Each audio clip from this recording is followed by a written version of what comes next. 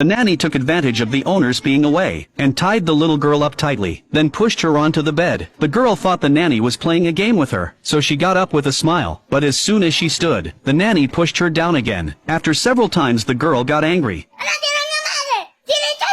The nanny froze for a moment, then untied the ropes. After getting up, the girl immediately slapped the nanny several times, but the harder the girl hit, the happier the nanny became. She grabbed the girl and said solemnly, "If anyone pushes you down again, no matter how hard it is, you must stand up and fight back fiercely like now." When the mistress returned home that night, she saw the bruises on her daughter. She questioned the nanny about it, but before the nanny could answer, the girl told her mom. She got them from playing on the swing. The next day the nanny went to pick the girl up from school, and witnessed her being bullied by a boy. She rushed forward in panic, but just as she reached the door, she saw the girl had already stood up, and was hitting the boy who bullied her. Even when pushed down again, she bravely got back up, and lunged at the boy. The nanny smiled with relief. The girl had finally learned to protect herself. Her training had worked. After the woman fully recovered, the girl asked her to play hide and seek, but after counting down from 10, the little girl had already disappeared. The woman instead saw a familiar figure. She had clearly stabbed him to death, then taken his dirty money and run. Why was the bald man here again? Knowing his cruelty, the woman anxiously searched for the girl, but couldn't find her anywhere. In desperation she rushed back to the owner's house, and told the mistress to call the police, but the little girl was already home. It was just a child's prank, yet this incident made the mistress even more suspicious of the nanny's identity. The next day the woman took the child to school, and found the car in the garage had been smashed. No need to ask, she knew the nanny was involved. Later the nanny secretly visited the child at kindergarten, but was spotted by the master bringing a scarf. The woman explained emotionally. She wanted to return to work, but she didn't know someone was watching her from afar. The mistress had been keeping an eye on her, and had been following her lately. She wanted to figure out what this woman was doing in her home. The woman found a new place and planned to move quickly. As she packed her things, a large hand covered her mouth from behind. It was indeed the bald man. He threatened her to hand over the stolen money, but the woman said if she told him, she'd surely die. Just then the doorbell rang. The bald man made her answer. It was the mistress, but as soon as she entered, she saw the walls covered with her daughter's drawings, and her daughter's photos on the table. She understood instantly. She warned Eva, the adoption was legal. Allora lascia in pace la mia bambina. She fired Eva as the nanny, and told her to stay away from her daughter. Yet even as she left, the mistress didn't notice a bald man hiding behind the living room wall. The next day, the mistress's body was recovered by the police. Eva openly moved into the mistress's home. She could finally live with her daughter. No one would know her secret, but the peace didn't last. The police found Eva's high heels and ID in the mistress's car, and the investigation showed the brakes and engine had been tampered with. She had also argued with the mistress before. After much thought, she realized the bald man must have done it, and confessed the truth. To protect the child, that night she lured the bald man to the outskirts, under the pretense of returning the money, then took him by surprise, and killed him. Then she revealed an even bigger secret. Back in Ukraine she had been controlled by the bald man, forced to sell her body for his profit. Most clients were violent or perverted, until one day she got pregnant. The bald man made her keep the child, because selling babies brought more profit. In 12 years, she had 9 children, some taken away after just one glance, others not even that. The youngest was the girl she found now, because she was special. In those dark days, a man had entered her heart. No one had ever treated her so kindly. Sunlight began to pierce her cold world. The man worked hard to buy her freedom, but their happiness didn't last. After the bald man found out, the man vanished without a trace, until she found his body in a dump. She wanted to die with him, but then she discovered she was carrying his child. Later she gave birth, but the bald man only let her see the baby, before selling it immediately. Eva was devastated. Her last hope had been taken. She begged the midwife, who finally gave her the girl's address, leading to everything that happened. The police called the midwife, but she said the girl wasn't Eva's child. The name and address were just from a signature on jewelry. The mistress had designed the necklace, and legally adopted the girl. Never expecting such tragedy, Eva fainted upon hearing this. A DNA test confirmed the girl wasn't hers. Poor Eva was fooled by fate again. For killing the bald man, Eva got 10 years. Before prison, the police let her see the girl one last time. Since her arrest, the girl had refused to eat. Eva went to her bedside, lied that she was going abroad for work, and reminded her again, if anyone bullies you, fight back bravely. Then she took the meal, and fed the girl one last time. The girl finally fell asleep under her care. 10 years passed. Eva left prison, unsure where to go. A familiar figure approached. It was the little girl. Now, blood didn't matter. May their lives ahead bring each other warmth.